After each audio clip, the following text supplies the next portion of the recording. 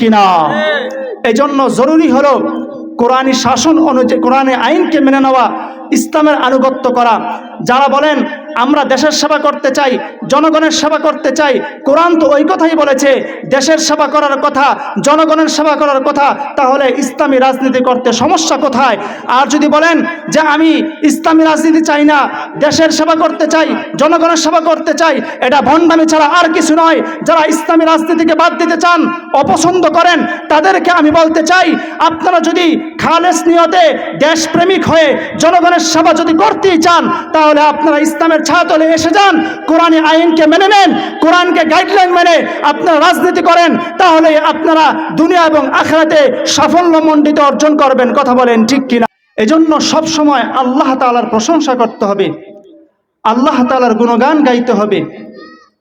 পাশাপাশি আমাদের জন্য সবচেয়ে বড় দায়িত্ব, কর্তব্য হচ্ছে যে আল্লাহ এত সুন্দরভাবে আসমান সৃষ্টি করেছেন, যে আল্লাহ এত সুন্দরভাবে জমিন সৃষ্টি করেছেন, চাঁদ সৃষ্টি করেছেন, যে আল্লাহ এত সুন্দরভাবে পাহাড় পর্বত নদী নালা সৃষ্টি করেছেন, যে আল্লাহ এত সুন্দরভাবে পশু পাখি জীব জানোয়ার সৃষ্টি করেছেন, যে আল্লাহ এত নিপুণভাবে নিখুঁতভাবে আশরাফুল মাখলুকাত ইনসান সৃষ্টি করেছেন, সেই আল্লাহর জমিনে, সেই আল্লাহর জমিনে, আল্লাহর এই সৃষ্টির মাঝেই একমাত্র হুকুম চলবে আল্লাহ তাআলা।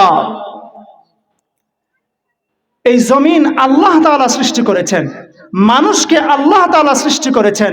সুতরাং আল্লাহর জমিনে, আল্লাহর সৃষ্টির মাঝে আল্লাহর বিধান কায়েম করতে হবে। তাহলে এই দুনিয়া, এই বিশ্ব ব্যবস্থা, সমাজ ব্যবস্থা, পরিবার ব্যবস্থা সবকিছু শান্তি শৃঙ্খলা ও নিরাপত্তা বজায় থাকবে। অন্যথায় দুনিয়ার কোনো তন্ত্রমন্ত্রের দ্বারা, রাজতন্ত্রের দ্বারা, গণতন্ত্রের দ্বারা, কোরআনী আইন বাদ দিয়ে ইসলামী শাসনকে না মেনে কখনো দুনিয়ায় নিরাপত্তা, সুশাসন, শৃঙ্খলা কখনোই বজায় রাখা সম্ভব হবে না। আল্লাহ তাআলা বলতেছেন, وعد الله الذين آمنوا وعملوا الصالحات ليستخلفنهم في الأرض।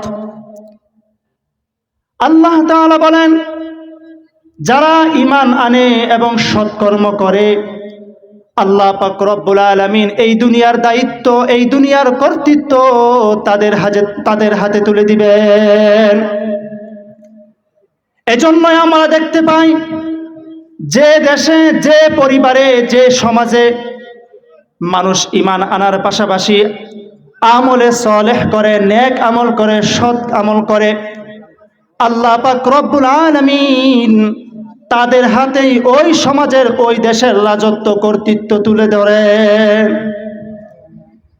যেমনই ভাবে আমরা আফগানিস্তানের দিকে তাকালে দেখতে পাই, দীর্ঘ 15 থেকে 20 বছর সেখানে রাশিয়া বাহিনী, আমেরিকান বাহিনী ধ্বংসযজ্ঞ চালিয়েছে, তবুও সেখানে আজকে ঈমানদারগণ যারা নেক আমল করে, সৎ আমল করে, তাদের দ্বারাই আল্লাহ তাআলা রাষ্ট্রকে পরিচালনা করতেছেন। বলেন ঠিক কিনা? ঠিক তেমনি ভাবে আজকে আমরা সিরিয়ার দিকে তাকালে দেখতে পাই, ওই সিরিয়ায় জালেম সরকারকে হটিয়ে দিয়ে আল্লাহ তাআলা ঈমানদারদের হাতে, নেককারদের হাতে সিরিয়ার রাজত্ব ক্ষমতা তুলে দিয়েছেন। ঠিক একইভাবে আমরা যদি ঈমান আনার পাশাপাশি নেক আমল করতে পারি, আল্লাহর কৃতজ্ঞ বান্দা হতে পারি, আল্লাহ তাআলাও আমাদের হাতে আমাদের এই দেশকে কোরআনের আইন অনুযায়ী চলার তৌফিক দান করবেন। কথা বলেন ঠিক কিনা? এজন্য প্রিয় উপস্থিতি, আমি বলতে চাই, ঈমান আনার পাশাপাশি আমরা যদি নেক আমল করতে পারি, তাহলে আল্লাহ পাক রব্বুল আলামিন আমাদের হাতে কর্তৃত্ব দিবেন, দুনিয়ার কর্তৃত্ব, দুনিয়ার রাজত্ব আমাদের হাতে তুলে দিবেন। আর যখন নেক আমলকারী, নেক বান্দাগণ, সৎ বান্দাগণ দুনিয়ার রাজত্ব, দুনিয়াকে কর্তৃত্ব করবে, তখনই এই দুনিয়া শান্তি শৃঙ্খলা নিরাপত্তা বজায় থাকবে। যখন বান্দাগণ আল্লাহর আনুগত্যকে মেনে, কোরআনের কোরআনকে গাইডলাইন মেনে দুনিয়াকে পরিচালনা করবে, রাষ্ট্র পরিচালনা করবে, সমাজ পরিচালনা করবে, পরিবার পরিচালনা করবে, তখন ওই সমাজে, ওই রাষ্ট্রে, ওই পরিবারে, ওই দেশে অবশ্যই আল্লাহর পক্ষ থেকে নুসরত আসবে, সাহায্য আসবে, বারাকা আসবে, রহমত এবং বরকত আসবে। কথা বলেন ঠিক কিনা? এই জন্য জরুরি হলো কোরআনী শাসন অনুযায়ী, কোরআনে আইনকে মেনে নেওয়া, ইসলামের আনুগত্য করা। যারা বলেন আমরা দেশের সেবা করতে চাই, জনগণের সেবা করতে চাই, কোরআন তো ওই কথাই বলেছে, দেশের সেবা করার কথা, জনগণের সেবা করার কথা, তাহলে ইসলামী রাজনীতি করতে সমস্যা কোথায়? আর যদি বলেন যে আমি ইসলামী রাজনীতি চাই না, দেশের সেবা করতে চাই, জনগণের সেবা করতে চাই, এটা ভণ্ডামি ছাড়া আর কিছু নয়। যারা ইসলামী রাজনীতিকে বাদ দিতে চান, অপছন্দ করেন, তাদেরকে আমি বলতে চাই, আপনারা যদি খালেস নিয়তে দেশপ্রেমিক হয়ে জনগণের সেবা যদি করতেই চান, তাহলে আপনারা ইসলামের ছায়াতলে এসে যান, কোরআনী আইনকে মেনে নেন, কোরআনকে গাইডলাইন মেনে আপনারা রাজনীতি করেন, তাহলে আপনারা দুনিয়া এবং আখিরাতে সাফল্যমণ্ডিত অর্জন করবেন। কথা বলেন ঠিক কিনা? আল্লাহ পাক আমাদেরকে বুঝার, মানার তৌফিক দান করুন। আমিন। ওয়া মা আলাইনা ইল্লাল বালাগ। আসসালামু আলাইকুম ওয়া রাহমাতুল্লাহ।